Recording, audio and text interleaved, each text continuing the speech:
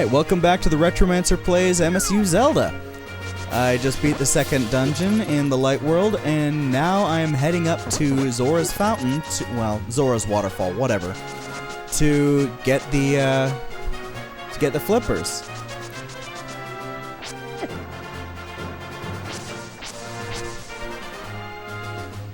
You know, having the flippers priced at 500 rupees...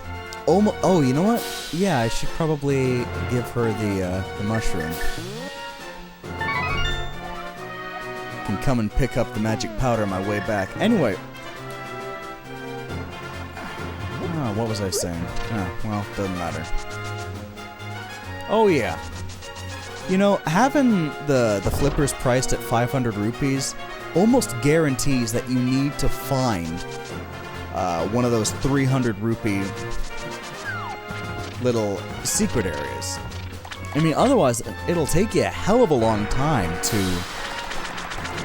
pick up that amount of cash. I mean, geez, 500? And it's required, too. I mean, you can't beat the game without it. I mean, honestly, at this stage in the game, you could probably go without. But I mean, the only point where it's really, truly required is when you need to go to the 5th Dark World dungeon, Ice Palace. Which means... yeah. No, you actually need the flippers for the 2nd Dark World Palace. So I guess you could hold it off until then, but... I mean, why would you want to? I mean, there's so much to do in the Light World that requires the flippers. Oops. And, you know, the sooner you get it out of the way, the better. So, I don't know.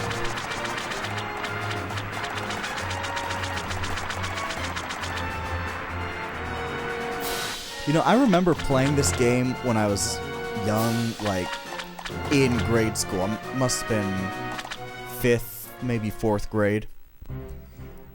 And I never... the first time I played through the game, I never knew how to get the magic boomerang. I knew that it was there, and I knew that there was some way to get it, and I scoured the world looking for it. I thought it'd be like the original Legend of Zelda, where, you know, you just got it as an upgrade during, like, a dungeon quest, but you didn't. And this is the only place... I didn't know about this place. I didn't. I actually went through the entire game, all the way up to Turtle Rock, my first playthrough, using nothing but the little shield. Now, you'll notice here that, unlike in regular Zelda, the fairy fountain music did not restart when she appeared. I'm actually using a slightly older version of the patch to record this. That was actually corrected in the final release, so nobody else is going to need to deal with that. I mean, I could update my patch, but I actually kind of like it. And I'm going to go in here and get some more bombs and some more arrow carrying capacity. You know, I actually just found out recently what this whole toss coins in for luck thing really meant. I mean, I just thought it was, you know, just throwing away money until you threw in 100 and got the Queen of Fairies to appear and, you know, give you stuff. Turns out that the Big Trouble, a little luck, good luck, great luck thing actually refers to what kind of drops defeated enemies will give you. The next 10 defeated enemies. I actually haven't done the research and found out what exactly corresponds to what, but I can pretty much bet that the Big Trouble will give you probably nothing from the next 10 enemies. And here we go. Alright.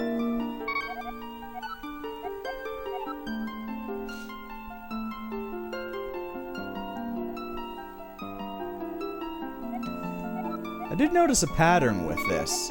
I mean, you start out with the ability to carry 10 bombs, and you spend 100 rupees to get 15. Then you spend another 100 to get 20. You know, then 25, 30. Let's see.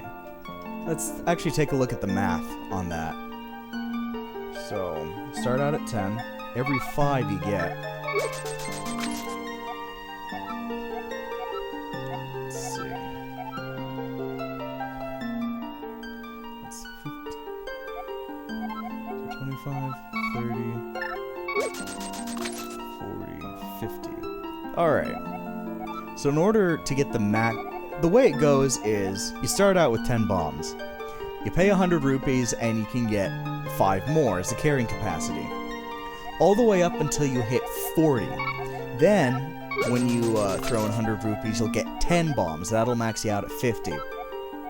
So in order to get 50 bombs, you need to spend 700 rupees.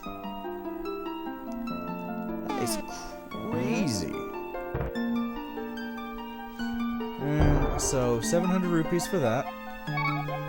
Let's see, start out at... Let's see.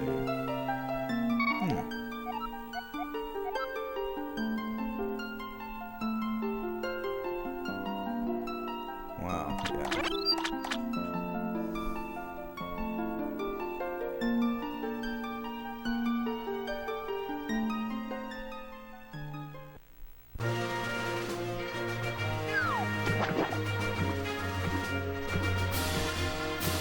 That's another reason the flippers are so valuable early on, and why you really want to get them as soon as you can. You just go and do things. Like, I mean, I don't use the warps in the water all that much, but I did a long time ago. You know, first couple of playthroughs. No, wrong way. Oh jeez, I can't remember what I'm supposed to be doing right now.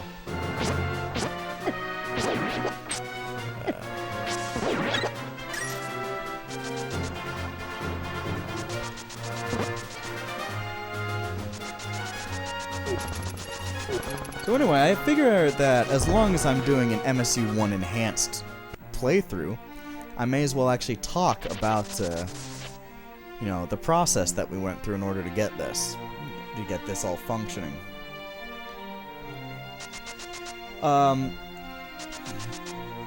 There was a mostly, well, yeah, I'll say mostly complete patch for emulators only that I had, but I'm not a huge fan of emulators anymore. I mean, it was when I was in high school, but I don't play on them anymore. Real hardware is always best. But the thing is that there was this emulator-only patch, and there was another guy who had a GitHub project that I found just by chance, and it worked on the SDS, SD2S, and ES. But the problem was, it was extremely buggy. Like, had just some crazy problems. Like, going into the map screen would cause the music and actually all the sound to just cut off completely, and you'd have to enter an area on the overworld with new audio, like you know, going from Hyrule Field to Kakariko Village, in order to get the music starting up. But the sound effects would just be gone for that entire playthrough. And the thing is, it wouldn't allow. After that happened, it would cause all sorts of problems, like not being able to save your file correctly. If you tried to go indoors, the game would soft lock. It would just, you know, the screen would turn black like it just did there, and it just would stay there.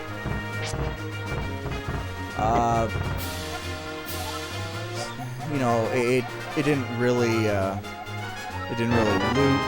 It was in very rough shape.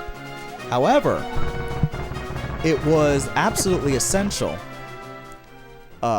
in perfecting this other patch, which worked pretty well on emulators. And actually, I was the one who linked the two projects together. Actually, I started out by complaining about how it didn't work on the SD2SNES, and I posted a link of this other guy's, MW Reichelt's, his patch, which was buggy but which did work, and that sort of set off a storm, really.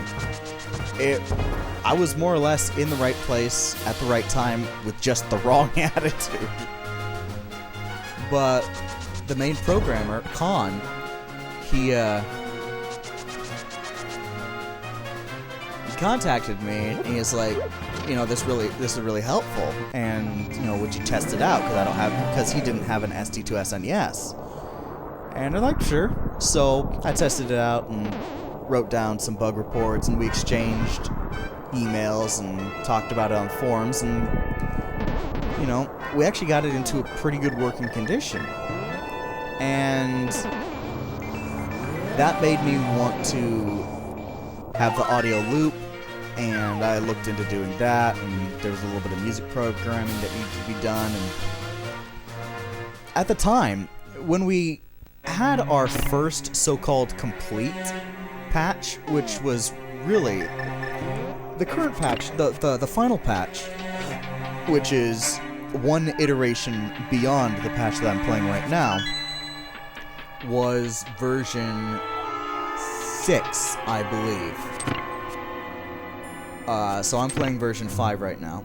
Anyway, the original version, the original final patch, I did not mean to go there.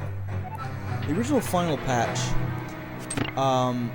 worked, but there was this trick with the... Oh, damn it, I'm trying to get it. Damn it!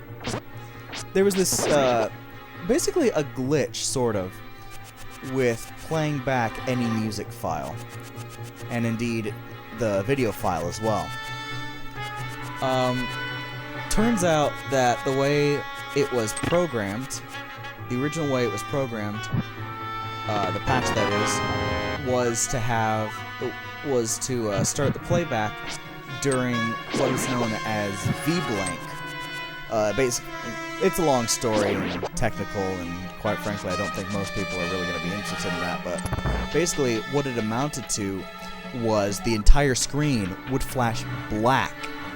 Very briefly, only for like maybe one frame, when it loaded up a new audio file, a new file through the MSU-1. You know, not critical, but it was really annoying. I didn't like it. I really did not like it. And actually, Khan and I kind of went back and forth on that, because I thought it was fixable. He said it was a hardware issue, that it wasn't fixable. And finally, I actually went on to Ikari1, who is the guy who designed the SD2SNES. I went onto his website, and I contacted him, and I say, hey, this is what we're doing, this is our problem, you know, what's going on? And he gave me a response. And so I sent that response back to Khan. Little did I know, actually, that that kind of piqued Ikari1's interest. Oh, I hate those. Ah, damn it! I hate these guys. That piqued Ikari1's interest, and he actually joined the forum that Khan and I were discussing it on. And he actually gave Khan some very helpful, very useful advice. And quite honestly, I'm not a real good programmer. Project Rex and VisualBasic.net was pretty much as far as I got. I don't have the mentality for programming. Anyway, the two of them went back and forth for a while, and they actually created the version that you see today, the final version today, which took about 5 different iterations to pin down the problems. And I'm afraid I quite annoyed Khan, actually. You know, just doing all my... Because I'm kind of OCD, I'm very meticulous about things. particular stuff that interests me, and video games and Zelda are like two of those things on a huge scale. But he suffered gracefully, and we put together this perfect patch. Now, part of the reason I'm so happy with it is that there's a guy named Drakon, or the Drakon, depending on which forum he's on. And he's a legitimately good programmer. He does know his stuff. He's much better at it than I am. And he's done several MSU-1 hacks. The problem is that he's not well regarded because he's fairly mercenary about his patches. He releases videos of the patches in action, and he says things like, "Oh, I won't release this patch, for free," or, "I won't release this patch at all."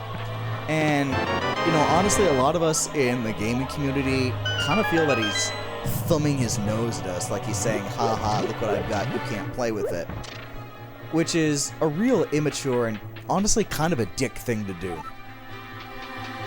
So, one of the reasons I was so adamant about getting this patch out and basically making it a 100% success was sort of to spit in Draken's eye.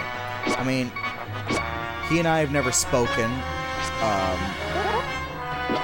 I suppose I don't have any real legitimate reason for,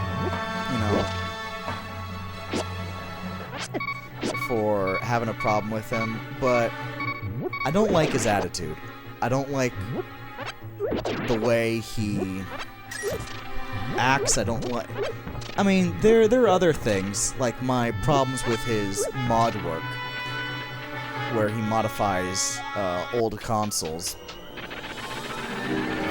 But mostly it has to do with his attitude towards patches. I mean, for me, I think that stuff like that should be given freely and shared freely amongst the community. Whoa, that was close. Shared freely amongst the community. And, oh, damn it. And the fact, whoa. No, come on. The fact that he goes out of his way to do all this admittedly really cool stuff. Ah, shit. Oh, come on. Wow, that was just bad luck. I was like one hit away from winning, too. The fact that he goes out of his way to basically be an asshole to the community, well, it leaves me with a really bitter taste in my mouth. I mean, personally, I don't approve. I mean, freedom of information is everything. Especially in, especially with stuff like this. I mean, I don't even think that he could get money for his patches anyway, even if it wasn't come on! Even if it wasn't a totally douchey thing to do. I mean, the patch